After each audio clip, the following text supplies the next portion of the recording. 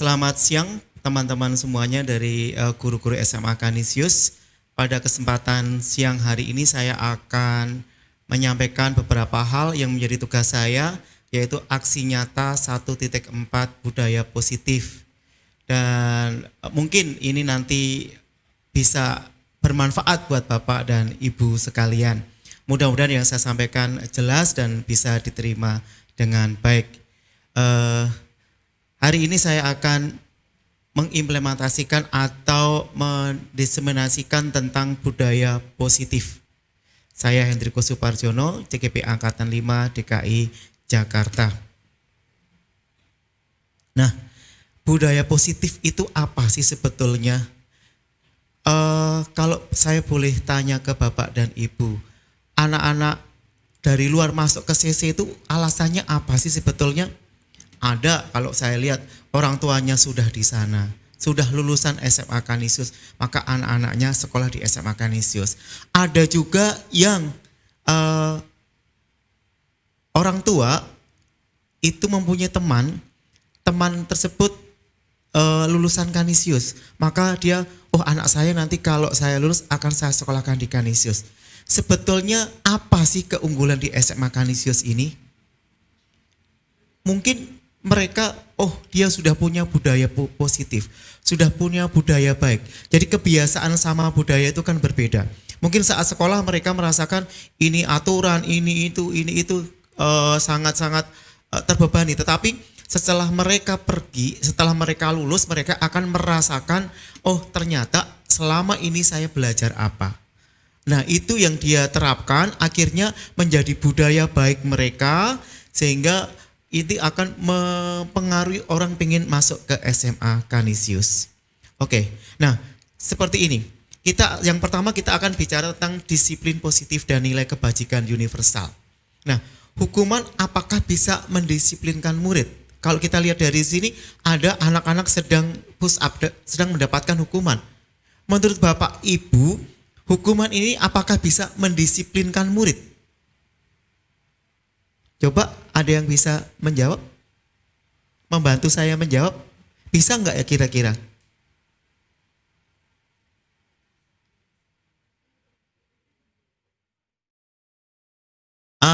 Bu Ingrid. Bu Ingrid coba saya minta tolong. Ya, apakah hukuman ini bisa mendisiplinkan anak? Hukuman di sekolah kan kalau anak-anak melanggar peraturan atau apa kan dihukum begitu ya. Apakah hukuman ini bisa mendisiplinkan anak?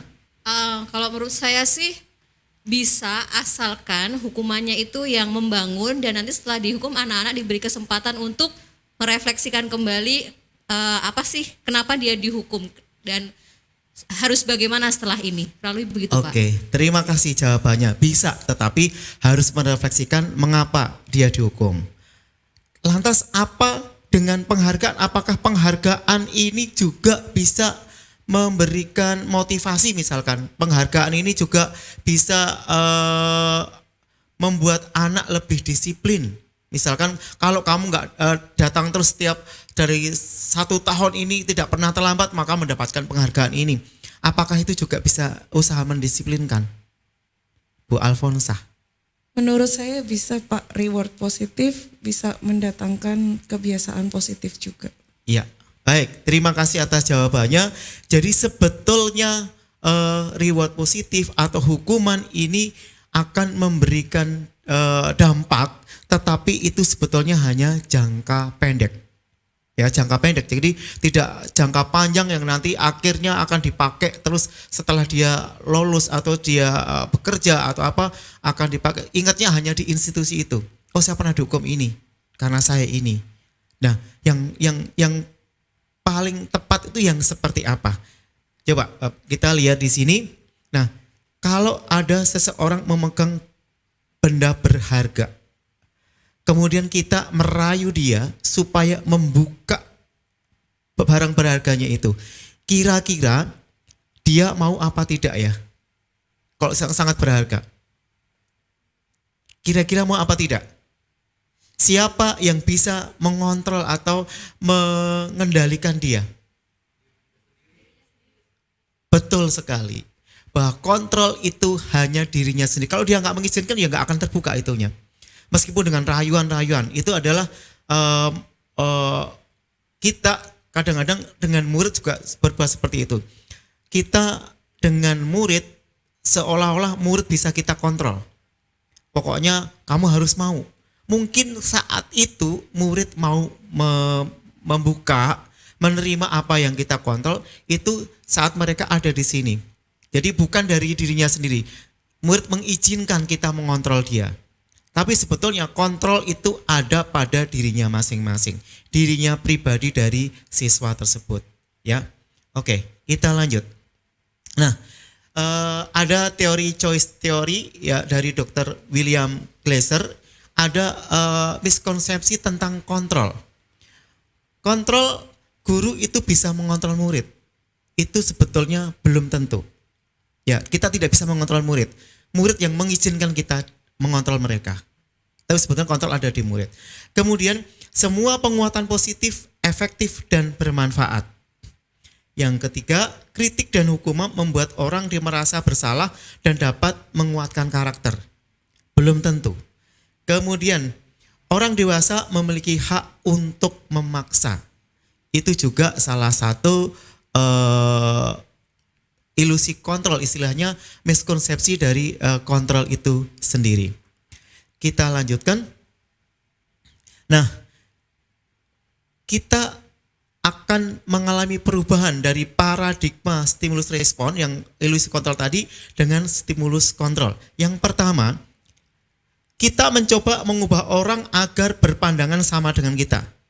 Maka kontrol kita adalah sebaiknya kita melihat, kita berusaha memahami pandangan orang lain tentang dunia. Yang kedua, perilaku buruk dilihat sebagai suatu kesalahan.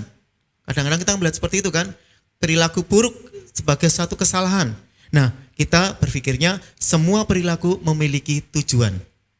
Jadi kita nggak gampang untuk membuat justifikasi terhadap seseorang. Yang kedua, orang lain bisa mengontrol saya. Hanya ada Anda yang bisa mengontrol diri Anda. Jadi bukan orang lain. Kemudian saya bisa mengontrol orang lain, Anda tidak bisa mengontrol orang lain. Kemudian pemaksaan ada pada saat bujukan gagal. Kalau dibujuk gagal dipaksa. Nah, kita berusaha untuk kolaborasi dan konsensus menciptakan pilihan baru. Model berpikir menang kalah. Kita sekarang berpikirnya model berpikir menang-menang. Baik. Kita lanjutkan. Nah, sekarang ke tema yang kedua yaitu makna disiplin. Kalau kita lihat tentang disiplin itu artinya ada tata tertib. Iya kan ya, teratur. Kemudian kepatuhan. Kemudian hukuman. Ada juga persepsi sesuatu yang dilakukan seseorang untuk mendapatkan kepatuhan atau ketidaknyamanan. Itu tentang disiplin saat kita melakukan itu. Tetapi sebetulnya disiplin itu apa sih? Ya, disiplin itu apa sih? Disiplin itu berasal dari kata Yunani disiplina yang berarti belajar sebetulnya. Bukan berarti tadi hukuman dan sebagainya. Atau disiplin itu mengkaitkan pengikut atau mengkaitkan murid-murid yang akan mengikuti kita. Nah, disiplin diri membuat orang menggali potensinya menuju sebuah tujuan apa yang dia hargai. Atau disiplin juga berarti cara kita mengontrol diri dan bagaimana menguasai diri untuk memilih tindakan yang mengacu pada nilai yang dihargai. Ya. Kemudian bertanggung jawab atas apa yang dilakukan karena mereka melakukan berdasarkan nilai-nilai kebajikan universal. Jadi sebetulnya disiplin itu harus berasal dari diri sendiri, bukan dari orang lain. Motivasi timbul dari diri sendiri, bukan dari orang lain. Nah, nilai-nilai kebajikan seperti apa sih? Ya, nilai kebajikan adalah sifat-sifat positif manusia yang merupakan tujuan mulia yang ingin dicapai setiap individu. Universal itu artinya umum, tidak memandang ras, agama, dan seterusnya. Nah, nilai-nilai kebajikan yang di Kanisius yang kita kembangkan sekarang namanya profil pelajar, ini salah tulisannya, pelajar Pancasila dan profil pelajar Kanisian. Tentunya kita masih ingat semua profil pelajar Kanisian itu apa saja? Ada competence, conscience, compassion, komitmen, dan leadership. Sedangkan profil pelajar Pancasila yang pertama beriman dan bertakwa kepada Tuhan Yang Maha Esa, yang kedua berkebinekaan global, bernalar kritis, kreatif, dan mandiri. Kenapa, Pak? Gotong royong, bergotong royong. Terima kasih mengingatkan. Saya ketinggalan satu. Oke, saya kalau di depan guru-guru itu agak grogi ya. Karena Anda itu jauh lebih hebat dibandingkan saya. Jauh sekali. Jadi saya grogi. Oke, itu tadi ya. Nah, sebetulnya profil pelajar Pancasila itu sudah ada enggak bisa dengan profil pelajar Kanisian itu sebetulnya ada kaitannya enggak sih? Pasti ada ya. Sebetulnya dari profil pelajar Kanisian ini kalau kita padu-padankan bisa aja ke profil pelajar Pancasila. Jadi kita sudah melakukan sebetulnya. Semua sekolah pastinya sudah mempunyai kebajikan-kebajikan universal yang dimilikinya. Baik, kita lanjut. Nah, tentang motivasi. Yang tadi, yang motivasi menurut Diane Gossen dalam bukunya Restructuring School Discipline, ada tiga perilaku manusia dalam melakukan kedisiplinan, tindak atau perilaku untuk melaksanakan kedisiplinan. Yang pertama, kedisiplinan itu dia melakukan itu untuk menghindari ketidaknyamanan atau hukuman. Ya, jadi orang disiplin di sekolah itu alasan pertama adalah untuk menghindari ketidaknyamanan atau hukuman. Apa yang akan terjadi jika saya tidak melakukan itu? Pasti nanti mendapatkan hukuman, mendapatkan apa begitu. Yang kedua adalah untuk mendapatkan imbalan dari orang lain atau institusi. Saya berbuat seperti ini supaya saya mendapatkan pujian, supaya saya mendapatkan tambahan, supaya mendapatkan hadiah. Itu adalah salah satu perilaku ini. Kemudian yang ketiga adalah untuk menghargai diri sendiri. Nah, saya akan menjadi orang seperti apa bila saya melakukannya. Nah, ada tiga ini ya. Tapi yang pertama, kedua ini dari orang lain, eksternal, motivasi eksternal. Sedangkan yang terakhir adalah motivasi internal. Dari ketiga ini sebetulnya yang dinamakan disiplin yang paling baik yang mana Bapak Ibu? Yang nomor berapa? Nomor 3. Ini kayak murid-murid 3 sama-sama. Bagus. 3, betul. Jadi kita untuk melakukan disiplin harus yang dari diri sendiri. Internal kita, bukan dari orang lain. Kita lanjutkan. Nah, apa sih? Sekarang istilahnya ada hukuman, ada konsekuensi, ada restitusi. Jadi kalau kemarin saya ngomong restitusi, kalau kita sakit, kemudian bayar sendiri, kemudian ada restitusi dari sekolah gitu ya. Itu bukan itu yang dimaksudkan. Ini jenis-jenis semacam hukuman, tapi hukuman yang mendidik. Yang pertama, hukuman itu ada seperti ini. Sesuatu yang menyakitkan harus terjadi dalam hukuman. Kemudian di dalam konsekuensi sesuatu harus terjadi, sama ya, tapi tidak menyakitkan. Yang di sini restitusi itu adalah suatu pilihan. Kemudian yang kedua, di dalam hukuman itu ada ketidaknyamanan dalam waktu jangka panjang oleh murid. Kemudian konsekuensi tidak nyaman untuk murid jangka pendek. Kemudian untuk restitusinya menguatkan untuk murid jangka panjang. Kemudian yang ketiga, murid tersakiti kalau kita mendapatkan hukuman, tapi konsekuensi murid dibuat tidak nyaman. Hampir sama ya. Nanti ini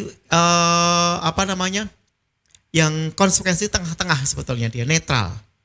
Kalau yang hukuman itu negatif, kalau yang restitusi itu yang positif.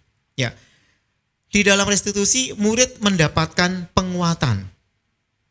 Kemudian perilaku pasif agresif meningkat untuk konsekuensi penguatan hanya bertahan dalam jangka pendek. Kalau di dalam restitusi masalah terpecahkan. Dan seterusnya di bawahnya seperti ini. Sistem tidak akan berjalan jika murid tidak takut. Ya, itu hukuman. Kemudian memerlukan monitoring dan supervisi terus-menerus oleh guru. Kemudian di restitusi adalah fokus pada pemecahan masalah dalam jangka waktu panjang. Kemudian yang seterusnya adalah berlaku hanya pada institusi, tidak berlanjut pada kehidupan nyata. Jadi kalau orang dihukum oleh institusinya atau sekolahnya, dia hanya berlaku di situ. Dia tidak berlaku, hukuman ini kemudian saya akan menerapkan dalam kehidupan nyata. Tapi di dalam restitusi itu apa yang bisa kamu lakukan untuk memperbaiki masalah ini. Jadi di restitusi itu akan dibawa kepada kehidupan nyata sebetulnya. Kemudian murid membenci peraturan, yang konsekuensi murid menghormati peraturan. Restitusi adalah murid menghormati diri dan orang lain. Itu adalah perbedaan antara hukuman, konsekuensi, dan restitusi. Ini sebetulnya sama-sama hukuman semuanya sebetulnya. Cuma yang paling baik yang mana? Kalau menurut Bapak Ibu yang paling baik yang mana? Yang restitusi. Jadi restitusi itu yang paling baik. Kita lanjutkan. Nah, restitusi itu apa? Restitusi adalah proses menciptakan kondisi murid untuk memperbaiki kesalahan.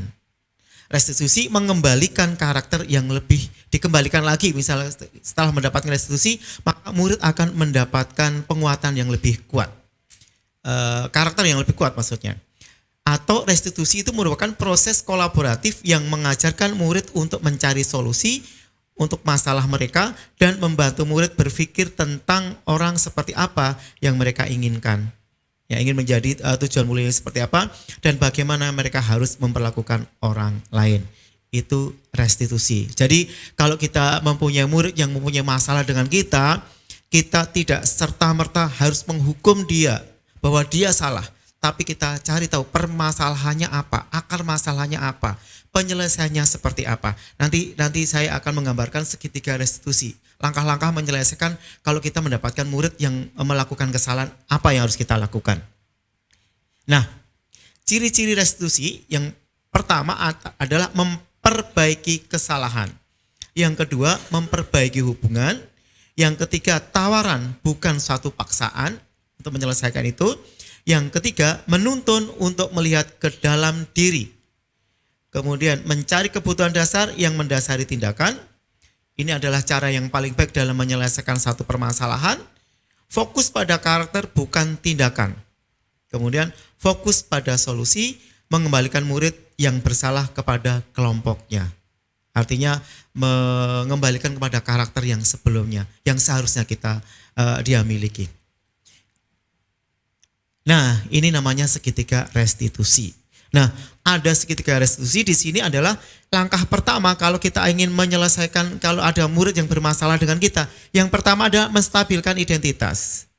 Yang kedua, memvalidasi tindakan salah. Yang ketiga, menanyakan keyakinan. Nah, yang pertama, menstabilkan identitas. Bahwa murid setelah melakukan kesalahan tidak boleh langsung kita judge, kamu salah. Kamu harus mendapatkan hukuman ini. Tetapi kita tenangkan dulu, stabilkan dulu mereka. Dengan cara membuat kesalahan itu wajar. Manusia itu tempatnya salah kan? Boleh. Tetapi sebetulnya nanti akan ditanyakan apa yang menyebabkan kamu melakukan itu. Yang kedua, saya juga pernah melakukan kesalahan kok seperti itu. Jadi anak sudah merasa kita ada di pihak dia dulu. Yang pertama, tenang dulu. Yang kedua, baru kita validasi tindakan yang salah. Kamu pasti punya alasan, ya. Kamu pasti punya alasan mengapa kamu melakukan itu. Ditanyakan itu. Alasannya apa? Kamu patut bangga pada dirimu sendiri karena kamu telah melindungi sesuatu yang penting buatmu. Misalkan dia kesalahan tertentu yang dia harus melindungi dia. Kemudian kamu boleh mempertahankan sikap itu, tapi kamu harus mendapatkan sikap yang baru. Ini langkah kedua. Langkah ketiga adalah kita menanyakan keyakinan. Keyakinan itu mirip-mirip dengan kesepakatan gitu. Kalau di CC kesepakatan misalkan satu bicara, yang lain mendengarkan. Misalkan seperti itu. Jadi kesepakatan misalnya ada murid yang saat itu ramai di kelas kita hukum. Nah, kesepakatan kelas kamu apa? Keyakinan kelas kamu apa? Jadi kita tanyakan, nilai-nilai yang sedang berlangsung seperti apa? Nah, setelah itu baru kita berdiskusi dengan dia bagaimana menyelesaikan permasalahan tersebut. Mungkin menyelesaikan dari dia sendiri, bukan dari kita. Kamu harus ini. Menurut kamu usulnya apa? Harus seperti apa? Yang timbul dari diri kamu sendiri untuk memperbaiki kesalahan kamu. Itu yang namanya segitiga restitusi. Jelas ya? Ya, mudah-mudahan. Nah, sekarang keyakinan kelas. Mengapa harus keyakinan, bukan peraturan saja? Masih ingat kan kalau ada peraturan, jangan ini, jangan menyontek, jangan ini, jangan itu. Nah, apa bedanya dengan keyakinan kelas?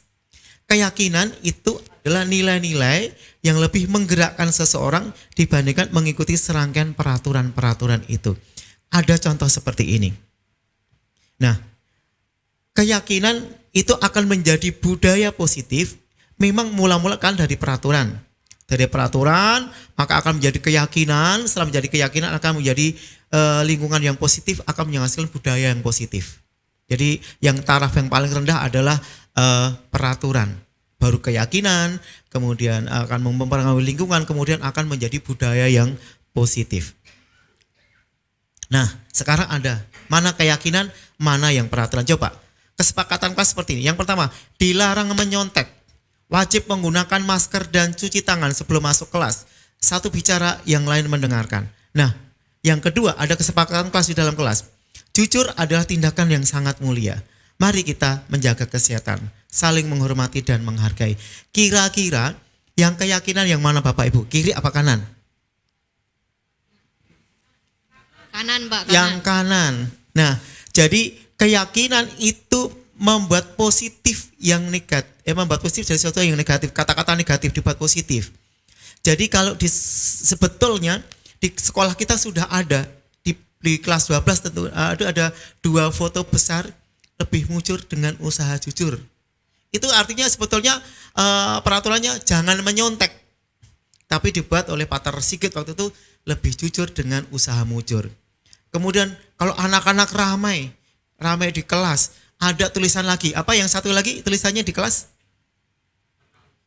Kuasailah dirimu dan jadilah tenang. Nah, itu kata-kata seperti itu adalah salah satu keyakinan kelas. Jadi bukan jangan, tetapi ada satu yang positif kita berikan kepada anak-anak. Bukan, jadi anak-anak berpikirnya selalu positif, bukan hal-hal yang negatif.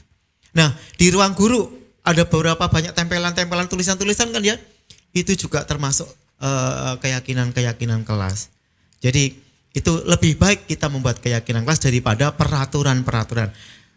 Ulangan di kertasnya lebih baik jangan ditulis jangan menyontek, ya kan? Atau bekerjalah dengan jujur. Atau kejujuran adalah harga diri, jadilah manusia sejati. Nah, itu juga termasuk. Itu termasuk kan? Itu termasuk keyakinan. Intinya sama sih sebetulnya dengan peraturan jangan menyontek itu, tapi dengan kata-kata yang lebih baik. Oke, kita lanjutkan. Nah, kita akan berbicara yang ke-8 adalah kebutuhan dasar manusia. Nah, kebutuhan dasar manusia itu ada 5, bertahan hidup, jelas. Semua orang pasti mempunyai kebutuhan dasar untuk bertahan hidup. Bagaimana caranya? Saya bisa hidup. Ya kan? Kemudian yang kedua, penguasaan. Sebetulnya baik anak kecil, saya, Bapak Ibu guru dan lain pasti punya kebutuhan hidup atau kebutuhan dasar kita adalah menguasai. Betul apa enggak? Ada salah satunya itu, cuma mungkin dalam bentuk apa, bukan menguasai di rumah tangga Bapak Ibu, saya harus menguasai ini segala keuangan apa saya kuasai sendiri, tidak. Menguasai artinya bisa, paling tidak bisa membuat gimana ya, penguasaan. Kita mempunyai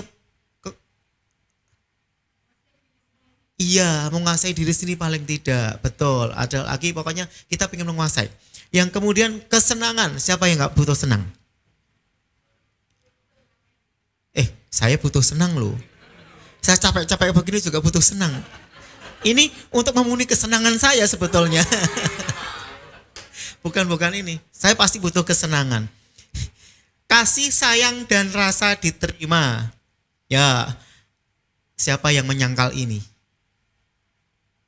Siapa yang menyangkal? Kalau saya nggak butuh kasih sayang. Bu Neni, butuh kasih sayang tidak? Ya? Oh. Siapa yang nggak butuh kasih sayang? Pasti butuh. Dan ingin diterima, pasti. Saya di sini ingin diterima oleh Bapak Ibu, tapi ternyata Bapak Ibu yang di sini yang mau menerima saya. Saya terima kasih sekali diundang datang semua seperti ini. Saya sangat bangga sekali. Saya diterima berarti kan? Terpaksa enggak? Ya, mudah-mudahan enggak terpaksa. Baik. Kebebasan. Siapa yang enggak ingin bebas? Ayo. Semua manusia pasti ingin mempunyai suatu kebebasan. Kebebasan dalam hal apa aja. Ya, dalam berpendapat pun kita bebas, dalam hal ini juga kita butuh kebebasan. Itu ya. Baik, kita lanjutkan. Ada pertanyaan? Enggak ada, berarti agak jelas ya. Atau pura-pura jelas. Oke, yang terakhir saat kita di sekolah itu sebetulnya saat kita menangani suatu masalah itu sebetulnya kita itu sebagai posisi kontrol seperti apa? Ada 5 posisi kontrol. Yang pertama yaitu sebagai penghukum. Biasanya kita siapa ya tukang menghukum di sini? Moderator, submodnya itu. Guru juga menghukum kok. Sering menghukum dengan kata-kata. Hukuman tidak harus hukuman fisik kan? Dengan verbal juga hukuman. Nah, guru itu yang sebagai hukum adalah menggunakan hukuman fisik ataupun verbal. Contohnya, selalu pasti dan selalu kamu yang terakhir mengumpulkan. Kamu lagi yang buat salah. Kamu nggak berguna, dikit-dikit salah. Itu adalah, bisa kan seperti itu? Nah, itu adalah hukuman.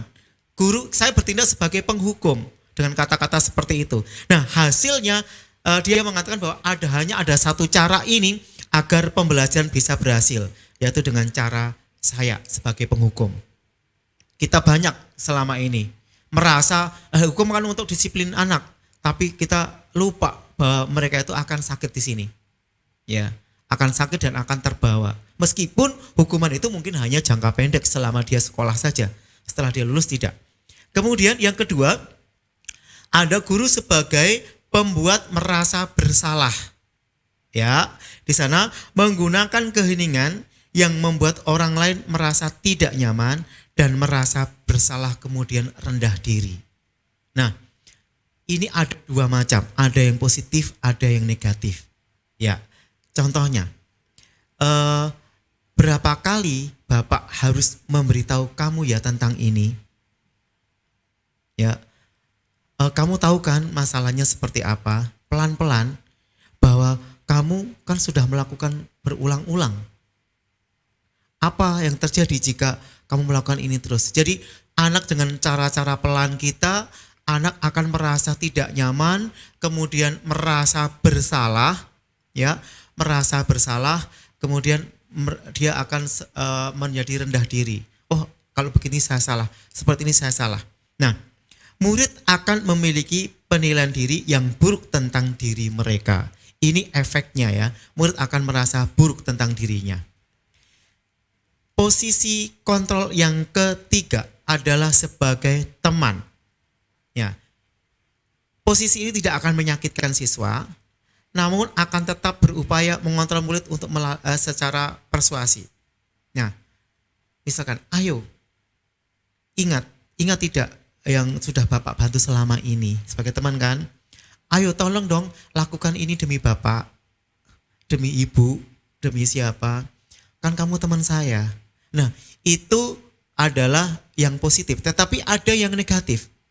Yang negatifnya adalah sebagai teman, saya kira kamu teman, ternyata selama ini kamu yang lain. Nah, itu salah satu kelemahan dari posisi sebagai teman ini. Masih tetap aja akan meskipun tidak menyakitkan tapi kurang tepat untuk menyelesaikan suatu permasalahan. Yang ketiga adalah posisi pemantau. Pemantau itu adalah berdasarkan peraturan-peraturan atau konsekuensi yang sudah ada. Berarti guru yang sangat memegang peraturan. Nah, contohnya kata-kata yang dia lakukan, peraturannya apa? Kalau dia melakukan salah, nih peraturan seperti ini ya, data-data dia ungkapkan semua. Kalau ini melanggar ini hukumannya ini, melanggar itu hukumannya ini, dan seterusnya. Jadi siswa itu dihadapkan pada peraturan yang sudah ada, data-data yang sudah ada. Guru memantau saja, checklist, oh kamu kesalahan di sini, di sini, di sini. Jadi itu juga menurut kita kurang tepat juga. Ya, jadi di sana sangat mengandalkan perhitungan, catatan, data yang dapat digunakan sebagai bukti atas perilaku seseorang. Itu endingnya seperti itu. Nah, yang terakhir sebagai manajer. Sebagai manajer di sini, posisi di mana guru berbuat sesuatu bersama murid, mempersilakan murid mempertanggungjawabkan perilakunya, mendukung murid agar menemukan solusi dan permasalahannya. Nah, di sini anak diajak bersama-sama dengan kita, permasalahannya apa sih? Bagaimana kita mempertanggungjawabkan permasalahan yang ada itu atau kesalahan yang ada. Murid diajak bersama-sama menentukan solusi yang tepat seperti apa bersama-sama dengan murid. Ini tuh manajer. Apakah kamu meyakininya? Apa rencana kamu untuk memperbaiki hal ini? Jadi diserahkan kepada siswanya bagaimana kita bisa menyelesaikan ini. Kemudian dan di sini titik positifnya adalah guru mengembalikan murid tersebut kepada kelompoknya dengan lebih baik dan lebih kuat. Jadi 5 posisi kontrol ini mungkin kita pernah melakukan itu. Ya, coba sebagai refleksi. Apakah Bapak Ibu pernah berlaku sebagai kelima-limanya itu, atau saya manajer terus kok nggak pernah yang lain? Coba Pak Thomas. Pak Thomas, apakah Pak Thomas pernah sebagai kelima-limanya atau salah satu saja? Kelima-limanya pernah, Pak. Kelima-limanya pernah. Karena pernah sebagai semua tukang menghukum begitu istilah. Hukum. Ya, pernah sebagai manajer, pernah sebagai teman. Kalau pas jadi wali kelas. Oke, apalagi Pak Thomas? Kalau sebagai pembuat merasa bersalah saat apa kira-kira? Jadi orang tua. Jadi orang tua itu ke anaknya pasti membuat supaya anaknya bersalah kemudian minta maaf begitu ya? Kadang-kadang begitu. Kadang-kadang begitu. Coba ini sebagai refleksi ya untuk Ibu Benita. Ibu Benita itu guru yang mana sih di antara yang pernah dilakukan? Pasti semua pernah ya Pak ya. Ya. Iya. Nah, mungkin yang lebih sering yang bagian penghukum kayaknya. Yang paling sering itu paling mudah dilakukan dan Iya. paling menyakitkan buat murid dan kemudian murid merasa itu kan itu ya. Oh Iya. nggak apa-apa. Memang kadang nggak sadar aja kalau nyakitin. Oke. Ya emang begitu sih biasanya orang nyakitin orang itu nggak sadar. Saya juga sering nyakitin mungkin teman-teman juga saya nggak sadar. Nggak apa-apa, udah dimaafin kok Pak. Oke, siap. Siap. Baik. Kalau Ibu Endang pernah menjadi apa yang paling terkesan di antara 5 kontrol ini? Kalau saya mungkin yang paling terkesan itu ya yang menghukum itu kayaknya ya. Otomatis kayaknya. Oke, siap, gak apa-apa. Kalau Bu Ben? Baik, kalau saya justru yang membuat merasa bersalah. Biasanya pengen supaya anaknya itu sadar kesalahannya tapi cenderung malah mungkin menyakiti anaknya gitu dengan model Iya. yang diberikan. Jadi nanti anaknya jadi malah rendah diri gitu ya? Iya, begitu. Oke, baik. Jadi merasa bersalah. Sebetulnya dari tingkatan ini yang paling tidak dianjurkan adalah yang ini loh. Yang ini yang paling tidak dianjurkan sebagai penghukum itu. Dan yang paling dianjurkan adalah yang nomor berapa? Nomor 5 pasti.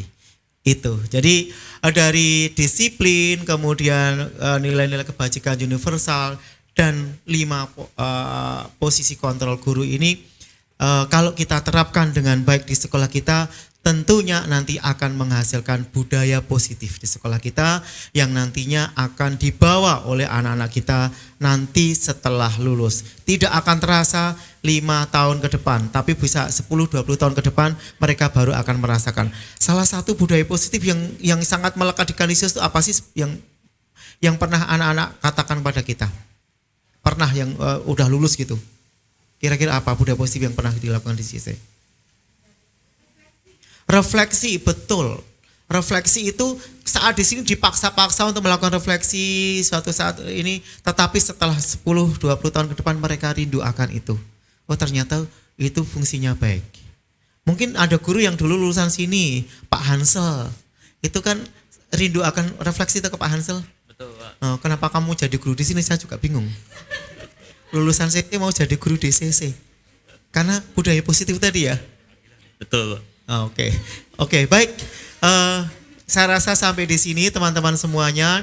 Terima kasih atas partisipasinya. Semoga ini dapat bermanfaat untuk teman-teman semua. Terima kasih, demikian diseminasi saya tentang budaya positif terkait aksi nyata 1.4 budaya positif. Terima kasih, sampai jumpa.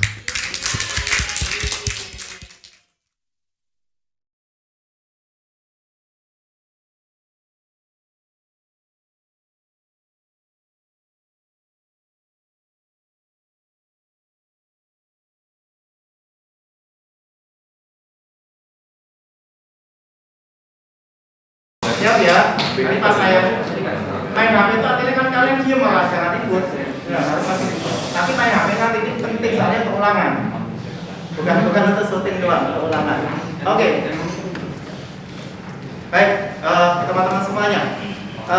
Kemarin saya sudah upload soal tentang latihan ulangan nanti. Ada beberapa soal yang perlu ditanyakan apa tidak. Nah, soalnya kan video seperti ini. Apakah soal ini sudah ada yang mengerjakan atau saya perlu bahas dulu? Bahas dulu nanti. Ya, oke, baik, dibahas dulu. Yang pertama, dilakukan pengujian untuk mengetahui beda potensial antara dua buah logam A dan B dengan susunan sel galvani mencelupkan logam A dalam larutan A plus 2. Artinya apa? A-nya itu divalen atau non-valen? Divalen. Dan larutan B dalam larutan B3+. Artinya trivalen. Setelah beberapa saat voltmeter menunjukkan angka 2,0 volt dan logam B mulai terlarut sedikit keropos sedikit demi sedikit. Jika potensial sel reduksi standar A 0,34, maka gambarkan susunan sel kedua logam tersebut. Tentukan katode dan anode lengkap dengan jembatan garam. Tuliskan reaksi sel, tentukan harga potensial reduksi standar logam B dan tuliskan notasi selnya. Banyak banget ya. Oke. Logam C divalen mempunyai potensial reduksi minus 2,37 volt. Tentukan reaksi sel antara logam B dan logam C itu. Nah, kalau ada soal seperti ini, kita harus tahu yang diketahui dulu bahwa A sama B-nya ini adalah yang satu divalen, satu trivalen. Maka larutannya nanti harus dalam bentuk A2+, B3+. Antara A dan B itu. Nah, kemudian setelah itu kita tahu 0,34 potensial reduksi dari A. Berarti A-nya tadi apa? A plus 2 plus 2 elektron menjadi A. E0-nya yang sama dengan berapa? 0,34 volt. Jadi potensial reduksi, maka reaksinya reaksi reduksi. Oke, kita bahas yang ini. Sebelumnya kita ini dulu, hilangkan dulu.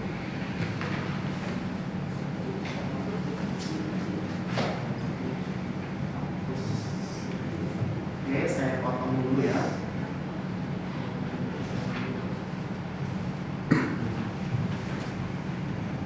Saya pindah beberapa tulis.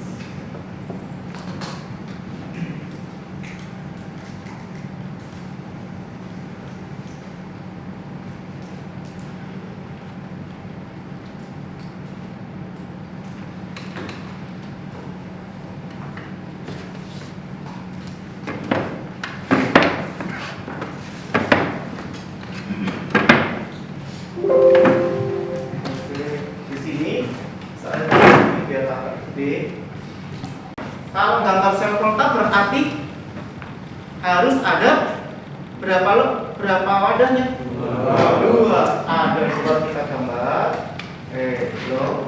Kita gambar dulu dua bejananya.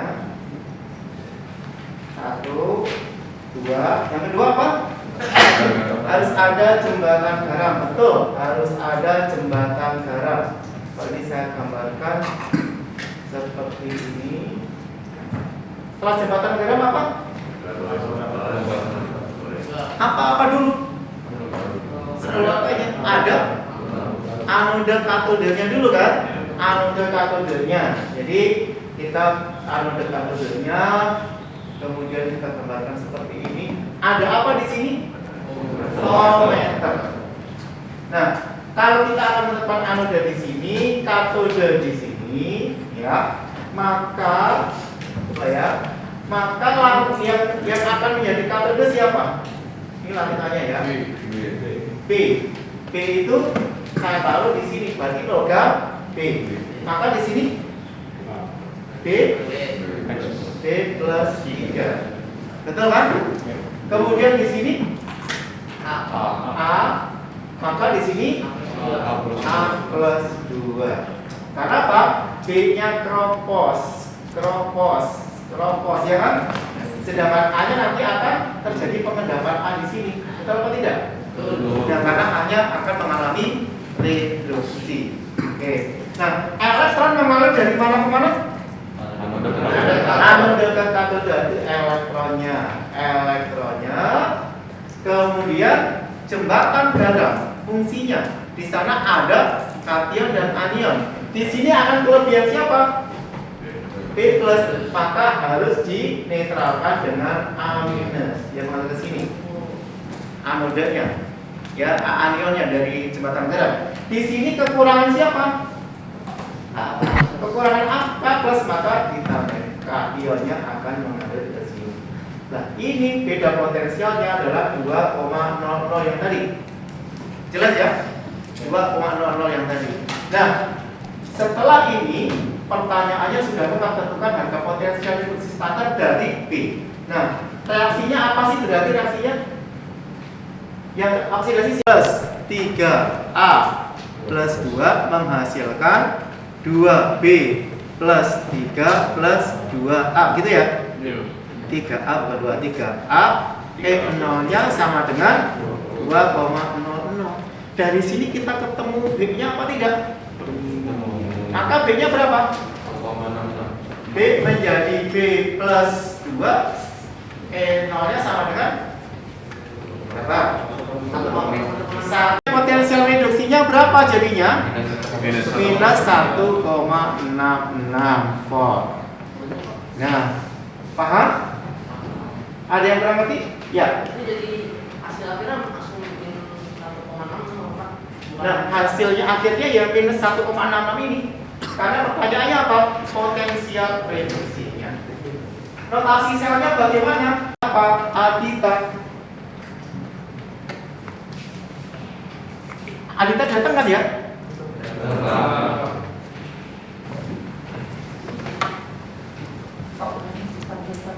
Adita. Hei.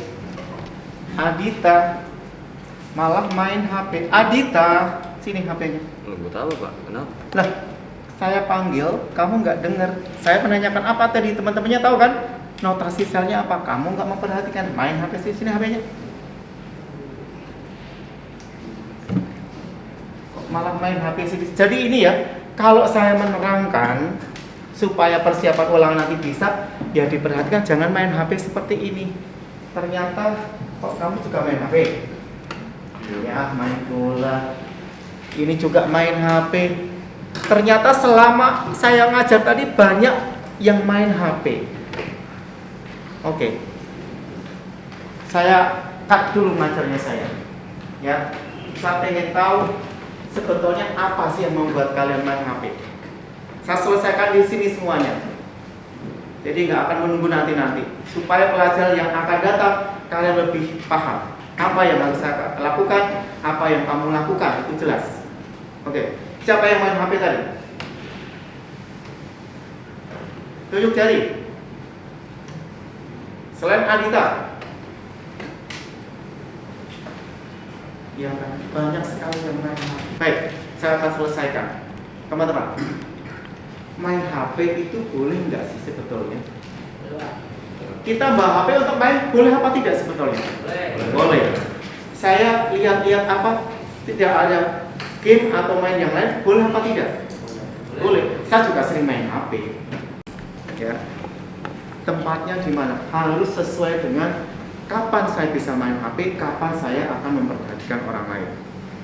Ya, gitu ya. Jadi semua orang bisa salah sebetulnya ya. Jadi main HP itu boleh, cuma tempatnya kapan saya harus main HP. Yang kedua saya nanya, tujuan main HP kalian itu apa? Tinggalan pelajaran saya membaca modul, atau saya memang nggak tertarik hari ini? Coba Adita, kamu main HP tadi, pasti kamu punya tujuan kan? Tujuanmu apa main HP tadi? Kamu ini kalau nggak punya tujuan, silakan Adita. Saya nggak tertarik ya, saya cuma bosen. Bosan, ya oke. Kamu bosan mau mendengarkan saya akhirnya main HP.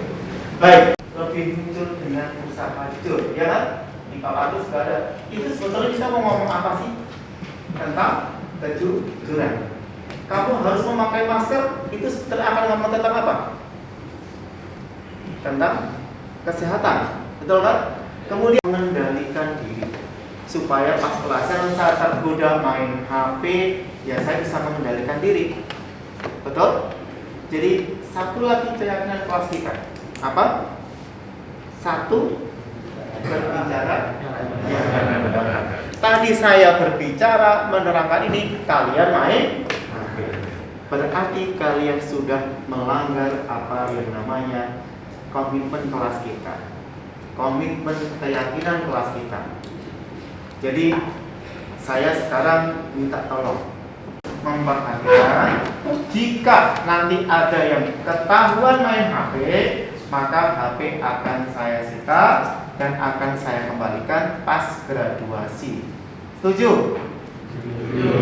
Nah, oke. Baik, kalau setuju, terima kasih atas kesempatan ini, biar kalian bisa mengerti juga apa artinya kalian meyakini keyakinan kelas kalian. Ya, jadi kita sebut nanti ini kalau nanti ada kejadian lagi baru akan terjadi seperti itu. Baik, paham semuanya ya? Ikhlas semuanya? Ikhlas. Oke, terima kasih.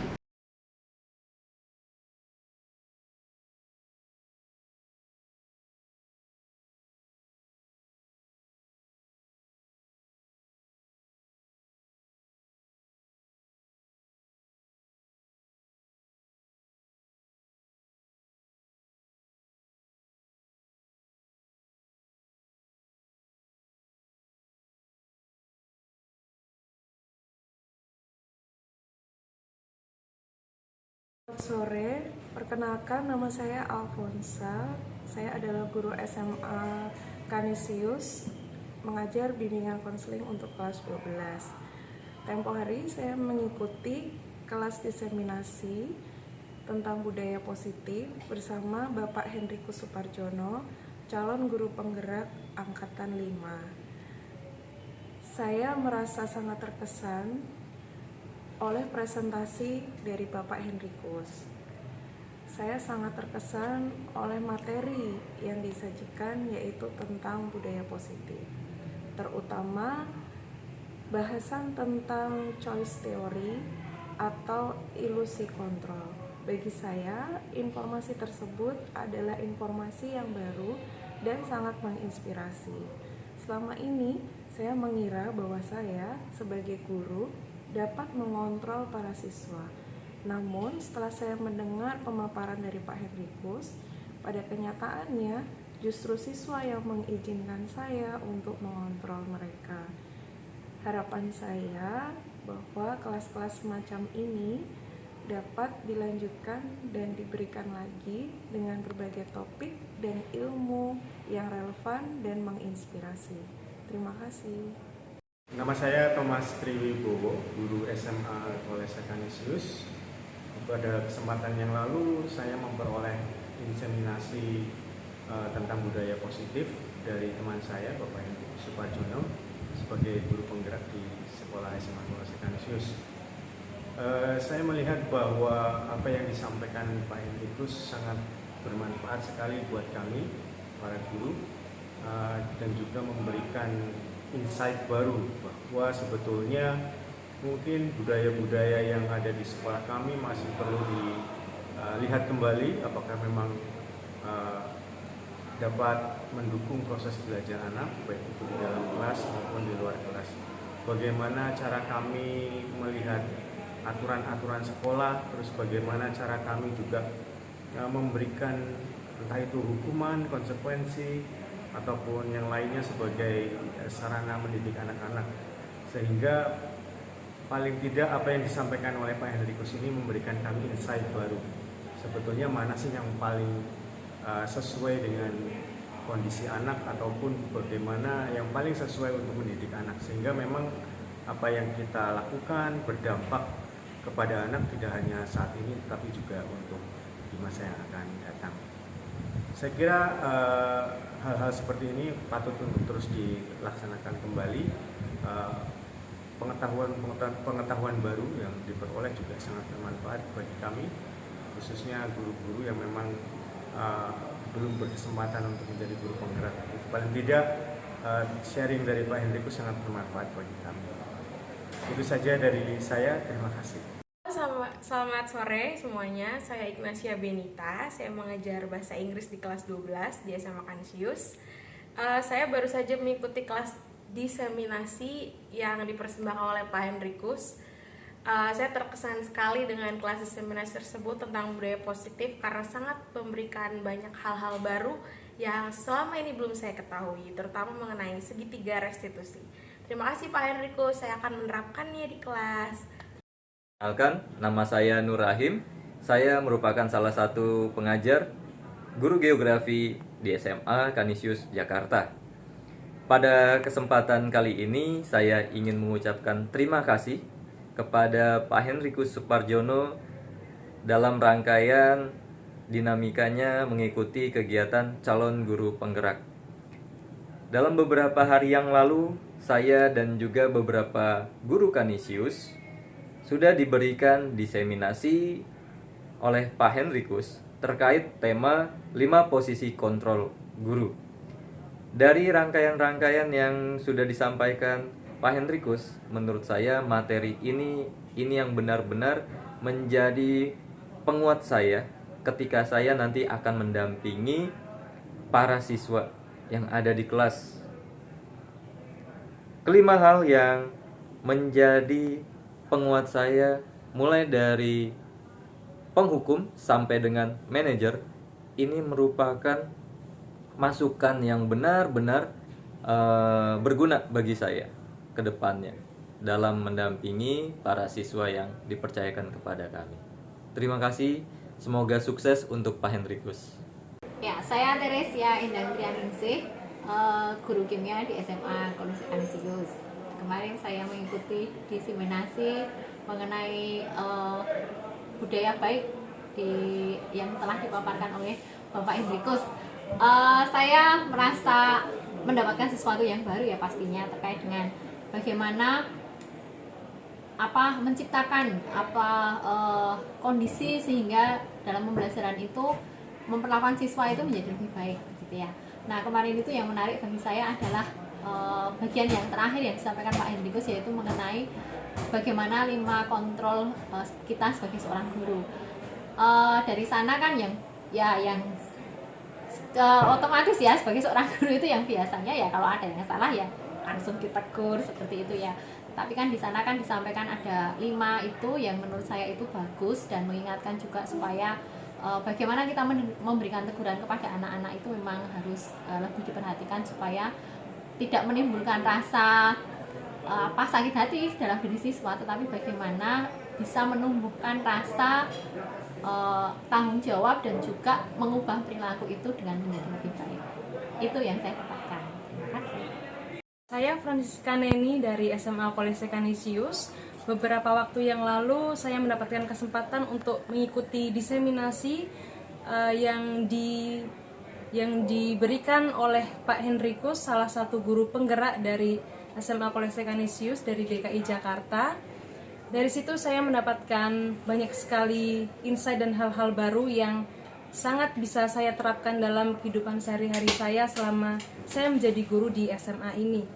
Salah satu yang paling berkesan mengenai keyakinan kelas, karena selama ini saya hanya memberikan peraturan-peraturan saja kepada anak-anak, tetapi setelah saya mendapatkan hal baru ini dari Pak Hen, saya bisa menerapkan jika anak-anak diberikan tuntunan untuk mempunyai keyakinan kelas, maka mereka juga akan meyakini itu sendiri, bukan hanya peraturan, tetapi itu menjadi bagian dari mereka sendiri yang nantinya bisa menjadi budaya positif untuk mereka ke depannya.